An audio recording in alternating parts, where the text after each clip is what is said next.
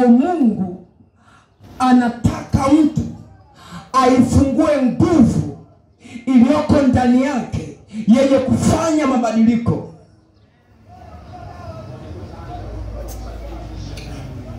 Mbele ya bonde la mifupa mikavu, mbele ya bonde la mifupa mikavu.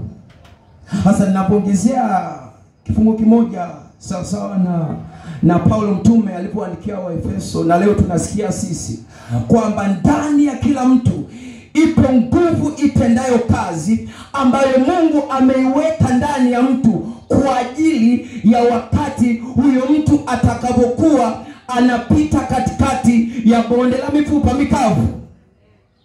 Na kitu kimoja Daudi anasema, nijapopita katikati ya bonde la uvuli wa mauti sitaogopa.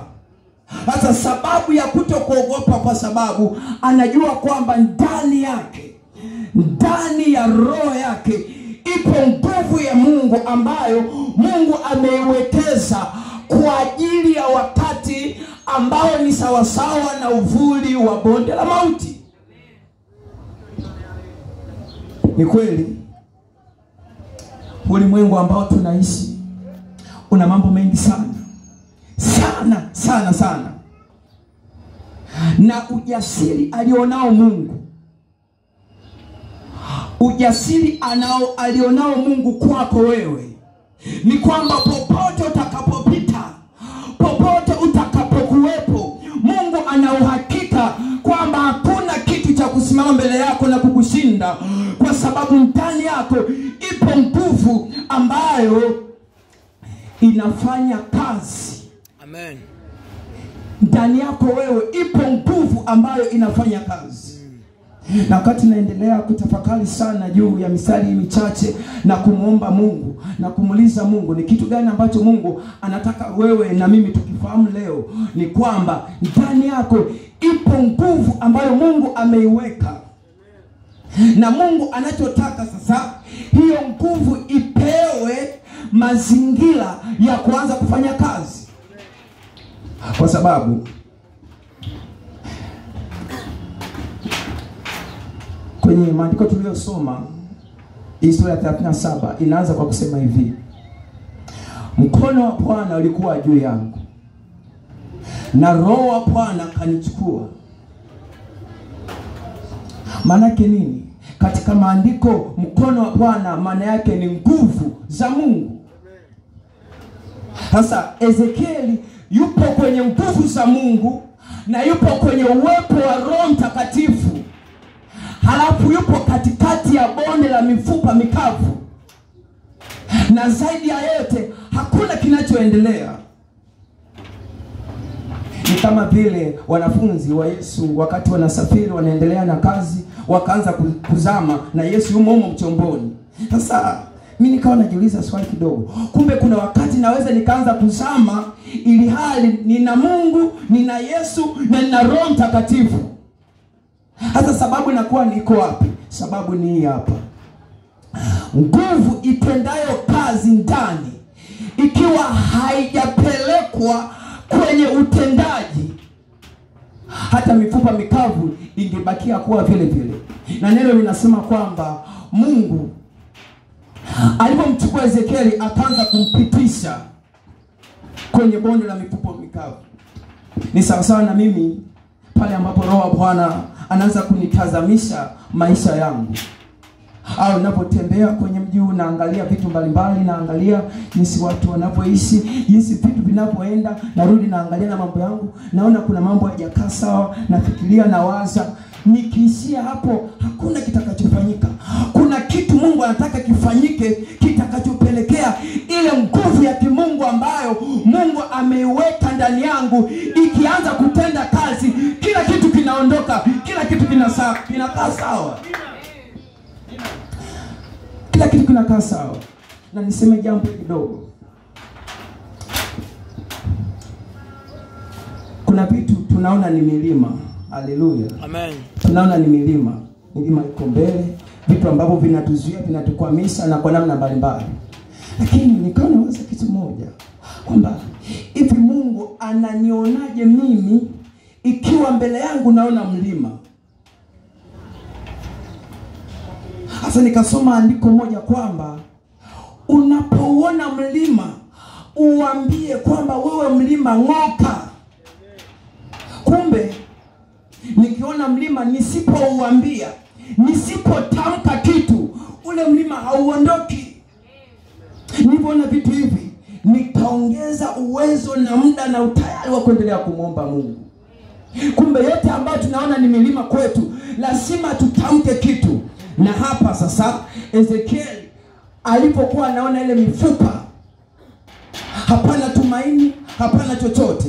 Sasa maandiko yanasema hivi, Mungu akamwambia, toa unabii, tamka, iambie hii mifupa kwamba Bwana anawaambia kwamba mtaishi.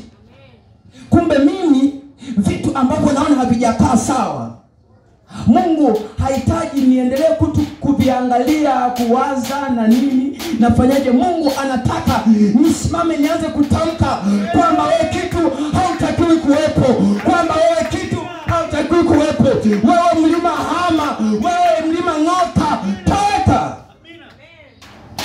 Hii ni nguvu iliyoko ndani ya mtu. Kila mtu aliyeokoka, aliyekaa kwenye uwepo wa Mungu, ndani yake ipo nguvu ambayo Mungu ameiweka. Kwa nini Mungu ameiweka hii nguvu? Ameiweka kwa sababu anafahamu kuna wakati itahitajika. Kuna kitu kwenye maandiko kinaitwa siku mbaya. Mkumbuke Muumba wako, kwa sababu kuna siku mbaya. Kwa Mungu siku mbaya zinapokuja anatupatia cha kufanya. Katikati ya siku mbaya, kama bonde la mifupa mikavu, kama uvuli, bonde la uvuli wa mauti, kuna kitu Mungu anatupatia kwamba ninapopita hapa ninapita kwa sababu kuna kitu huku ndani kinachonifanya mimi kutekeleza mambo ambayo Mungu anataka nitekeleze. Sasa hiyo nguvu tunaipeleka ianze kufanya kazi kwa namna gani? Haleluya. Amen. Yaani ndani yako ipo nguvu ya Mungu ambayo Mungu ameiweka kwa sababu anafahamu maisha yako wewe, kwamba huyu mtu wangu atapita hapa, atapita hapa, atakutana na hiki, atakutana na hiki na hiki na hiki. Zaidi ya hivi vyote nimeweka kitu kitakachomsaidia ndani yake. Atakapokuwa anapita kwenye majira hayo, hicho kitu kilichoko ndani kitakuwa ni silaha. Sasa ikiwa ndani yangu kuna nguvu na haya yote yanaendelea yananisumbua, tafsiri yake kwamba hiyo nguvu haipo kazini. Kwa sababu maandiko yanasema atukuzwe yeye afanye mambo makubwa mno ya ajabu, kubwa mno, kwa kadiri ya nguvu itendayo kazi. Mambo zaidi tunapoomba, zaidi tunapowaza. Sasa kama hiyo nguvu inapoanza kutenda kazi, ndipo Mungu naye anaanza kufanya kitu.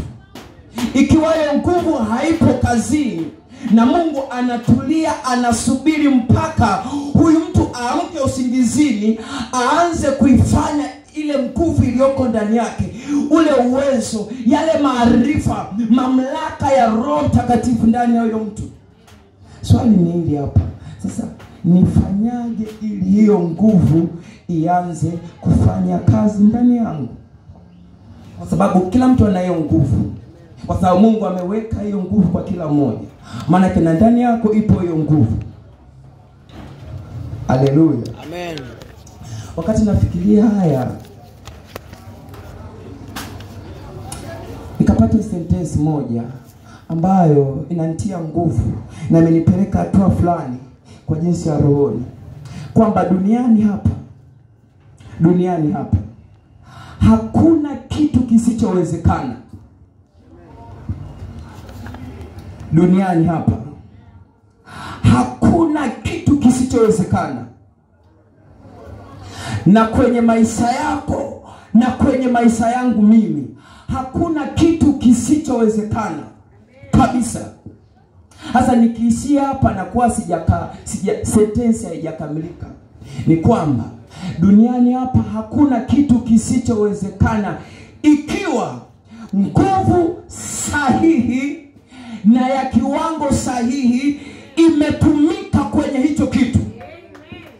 Kabisa. Yani kama ni shamba, ni kichanga kabisa, hata mazao yakipandwa hayawezi kuzaa chochote. Ikiwa hicho kichanga yatawekwa maji, itawekwa mbolea, zitawekwa mbegu bora, huyo mtu lazima atavuna. Kwa hiyo kwenye kila kitu vyote vinawezekana. Hasa vile ambavyo tunaona haviwezekani ni kwa sababu hatujaiona nguvu ya Mungu iliyoko ndani, ambayo itakapotolewa nje na kuanza kutumika kwenye hicho kitu, tunaanza kuona mabadiliko. Na tuko hapa tutakuwa tunamuomba Mungu Baba anatuongoza katika maombi haya. Kwenye mfano maombi ambayo tunamuomba Mungu saizi, tunachokifanya ni tunafungua nguvu iliyoko ndani. Yani ndani yako wewe ipo nguvu ambayo Mungu, kuna wakati Mungu anaona, akiniangalia mimi anaona nalia na kitu fulani, nalia nasema Mungu mimi nafanyaje? Mungu mimi nafanyaje kwenye Mungu hahitaji kuona mimi nasema nafanyaje. Mungu anataka aone ninapoona kitu hiki nasema toka katika jina la Yesu. Njaa inatokea. Na mnaona jinsi Yesu ambavyo alikuwa anabadilisha vitu hivi akiwa amelala, chombo kinazama, akiamka anasema haya bahari tulia, upepo tulia, vitu vyote vinaendelea. Kwa hiyo kila kitu duniani kinawezekana ikiwa nguvu sahihi na kiwango sahihi imeachiliwa mahali hapo. Hasa hiyo nguvu iliyoko ndani tunaifunguaje? Tunaifungua kwa namna kadhaa ambazo chache ninazitaja hapa kwa dakika 3. Nazitaja kwa dakika 3 hizi. Jambo la kwanza, hiyo nguvu iliyoko ndani ya mtu tunaifungua kwa njia ya kumuomba Mungu kwa utayari kutoka ndani. Yani wewe kama wewe amua kumuomba Mungu. Haleluya. Yani kwenye hivi vitu tunavyoviona kutoka ndani, wewe kama wewe amua kwamba nimeamua sasa kitu hiki kukipeleka mbele za Mungu.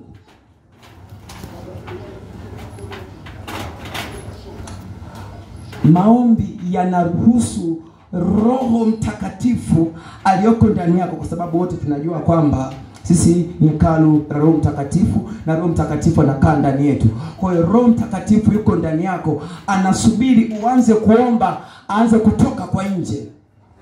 Anapotoka kwa nje sasa anaanza kushughulika na vitu vyote. Kwa hiyo tunaifungua nguvu iliyoko ndani kwa njia ya kuomba kwa utayari. Yani mimi na wewe unaamua kwamba nimeamua kuomba. Hata kama nikipewa maombi ya kwanza kuomba, ninaamua mimi kama mimi kwamba okay, haya maombi ninaanza kuomba kutoka ndani, kwa kudhamiria, kwa kuweka mkakati, kwa kukusudia kabisa kutoka huko ndani. Kwa sababu hiyo nguvu ipo ndani, na mimi napoamua kuomba kutoka ndani, ninairuhusu inaanza kutoka nje. Atukuzwe yeye aweze kufanya mambo makubwa mno ya ajabu kupita yale tuyaombayo na yale tuyawazayo. Njia ya pili ni kwa njia ya kuwaza matendo makuu ya Mungu. Kutafakari matendo makuu ya Mungu. Ukianzia kwenye maandiko matakatifu, lakini kwenye shuhuda ambazo watumishi wa Mungu wanashuhudia jinsi ambapo Mungu amewapusha. Vile vitu ni vya msingi sana. Unapoanza kutafakari juu ya vitu hivyo, huku ndani kuna nguvu, yani kunaanza kufunguka, mwanga unaanza kuonekana. Haleluya. Amen. Nimezitaja hizi njia mbili kwa sababu ni za msingi sana, lakini zipo zingine kwa kadri Roho Mtakatifu atakapokuongoza. Sasa atukuzwe yeye afanyie mambo makubwa mno kupita yote tuyawazayo na tuyaombayo, kwa kadiri ya nguvu itendayo kazi ndani yetu. Hasa kitu cha kwanza cha hiyo nguvu itendayo kazi ndani, hiyo nguvu, kitu cha kwanza inachofanya, inamsaidia mtu kupokea wazo la Mungu na kulisukuma kwa njia ya maombi lianze kutokea. Ndio maana katika mstari huu naona kuna zaidi ya tuombayo na tuwazayo kwa kadiri ya nguvu. Kwa hiyo ile nguvu kabla haijaanza kufanya vitu vingine, inasukuma huko ndani mtu aanze kuomba. Wazo la Mungu linapoingia ndani, hiyo nguvu inapokea, unaanza kumuomba Mungu. Haleluya. Mungu atubariki sana kwa ajili ya vitu ambavyo tumejifunza, huku tukitambua kwamba ndani yetu ipo nguvu ambayo Mungu ameiweka kwa ajili ya kuwezesha kila kitu, kwa ajili ya kuvuka kila sehemu na kufanikisha yote ambayo Mungu ameweka mkononi mwa kila mmoja. Amen. Amen. Asante Yesu Kristo.